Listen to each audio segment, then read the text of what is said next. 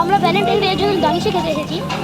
যখন আসছিলাম তখন তো দেখেন খুবই লং রাস্তা আছে, জানি বেশিটাও না, খুবই ধরতে পারে 30-200 মিটার মতন।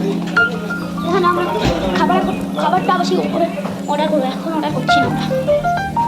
আমরা এসে গেছি নতুন